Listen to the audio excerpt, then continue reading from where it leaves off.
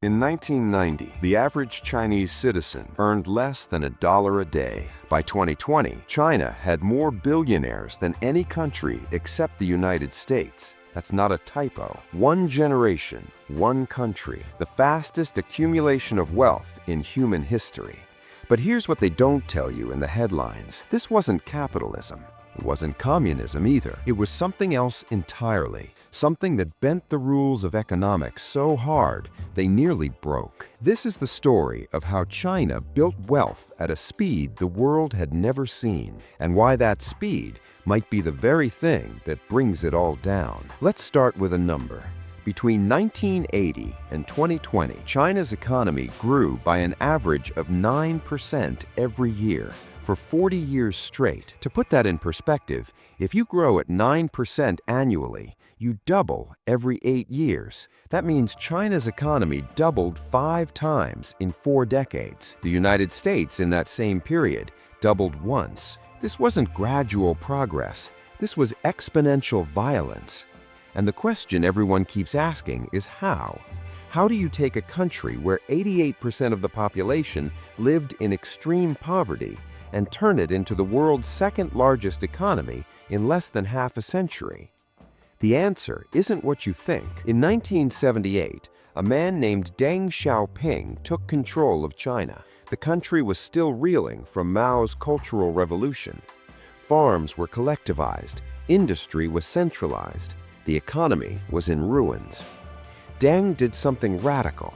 He opened the door, just a crack. He let farmers sell their own crops. He created special economic zones where foreign companies could build factories.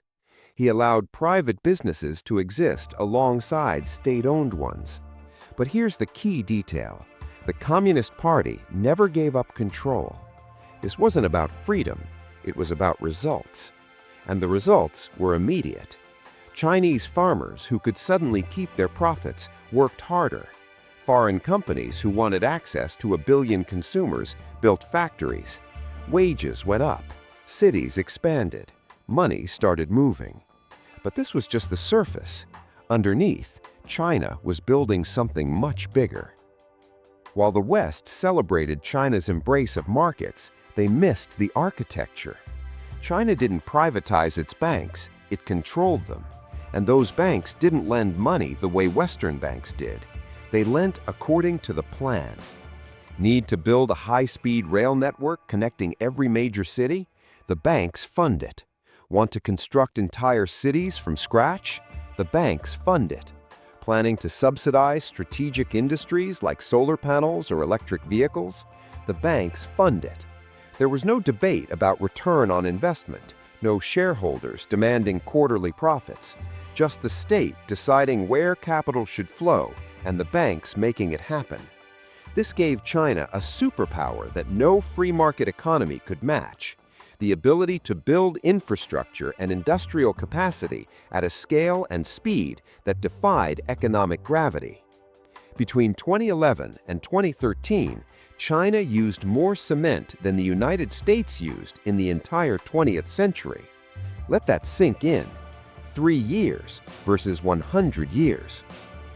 But infrastructure alone doesn't create wealth. You need demand. You need people buying things. So China engineered that too. They turned real estate into the wealth-building machine for ordinary Chinese citizens. In the West, people invest in stocks. In China, people invest in apartments. The government made it easy. They kept interest rates low. They restricted alternative investments. They made it culturally essential to own property before marriage. Suddenly, every Chinese family was incentivized to buy real estate. And the supply? Developers built like the world was ending. Cities sprouted apartment towers faster than they could fill them. Local governments, whose budgets depended on land sales, sold more and more land to developers. Developers borrowed more and more from banks to buy that land. It became a loop. Rising prices justified more construction. More construction justified rising prices. Between 2000 and 2020, Chinese household wealth grew by more than 400%. Most of that wealth was tied up in real estate. Apartments that families bought became their retirement fund, their children's inheritance, their proof of success. 70% of Chinese household wealth is in real estate. In the United States, it's 35%. Here's where the story gets uncomfortable. In 2021, one of China's largest developers, Evergrande, defaulted on its debt. It owed over $300 billion.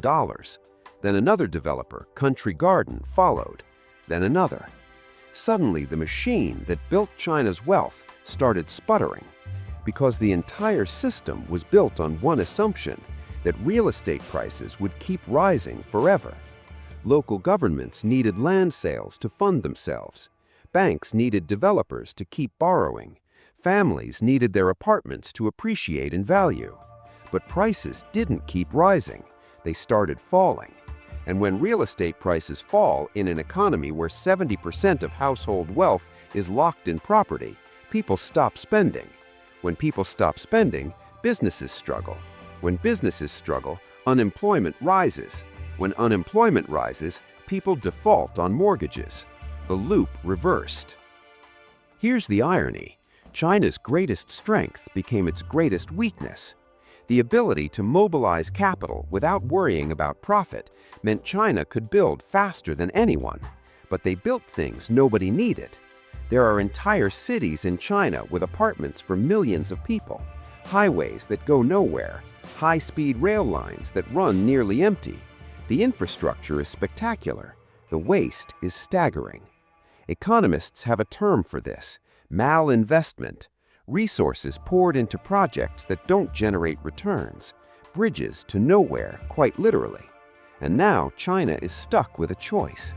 They can let the real estate market collapse, wiping out the wealth of hundreds of millions of families, or they can prop it up, pouring more money into a system that's already over-leveraged, delaying the inevitable and making it worse. Neither option is good. But here's what makes this story bigger than just China. For decades, the world looked at China and saw a miracle, a model, proof that a country could engineer prosperity through sheer force of will and central planning, autocracy with results. Developing nations studied the Chinese playbook: build infrastructure, control capital, prioritize growth over everything else. But the thing about growing at 9% for 40 years is that it's not sustainable. You can't double every 8 years forever. Eventually, you run out of easy wins. The factories are built, the cities are connected, the population ages.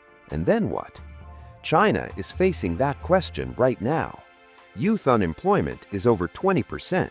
The population is shrinking. Local governments are buried in debt. The real estate market, the engine of wealth creation for an entire generation, is broken. The miracle is over. What comes next is the hard part. So here's the uncomfortable truth they don't put in the textbooks. China didn't just build wealth at unbelievable speed. It built a system that required unbelievable speed to survive. A system where stopping meant collapsing. And now the speed is slowing. The world is watching to see if China can transition from miracle to maturity. If it can shift from building cities to building technology, from exporting goods to consuming them, from growing at 9% to growing at 3%. Or if the very mechanism that created the fastest wealth accumulation in history becomes the mechanism that destroys it. One generation built it all. The next generation gets to find out if it lasts.